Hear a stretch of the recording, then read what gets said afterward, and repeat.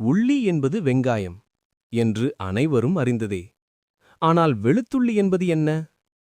வெளுத்துள்ளி இருந்தால் மழைத்துளி வேண்டாம் என்று நம் முன்னோர் ஏன் கூறினார்கள் தெரியுமா? வெளுத்துள்ளி என்பது வெள்ளை பூண்டு. வெள்ளை பூண்டின் வரலாறும் புராணமும் மிகப் பிரசித்தி பெற்றது.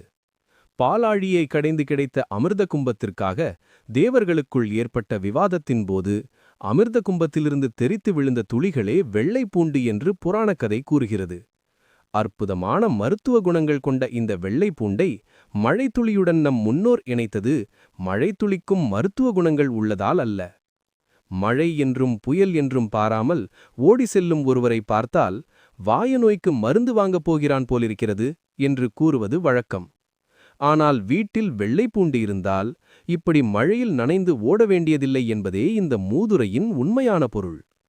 உணவில் உள்ள விஷ அம்சங்களை அகற்றவும், ஜீரண சக்தியை அதிகரிக்கவும், உடலுக்கு பலம் தரவும் பூண்டுக்கு தனி சக்தி உள்ளது என்பதை நாம் தொன்று தொட்டே அறிந்திருக்கிறோம். ஆனால் அளவுக்கு மீறி பூண்டு உட்கொள்வது ஆண்களின் விந்தணுக்களின் எண்ணிக்கையை குறைக்கலாம் என்று சமீபத்திய ஆய்வுகள் கூறுகின்றன. ஆகவே அளவுக்கு மிஞ்சினால் அமிர்தமும் நஞ்சு என்பதை உணர்ந்து அளவோடு உண்டு வளமோடு வாழ்வோம்.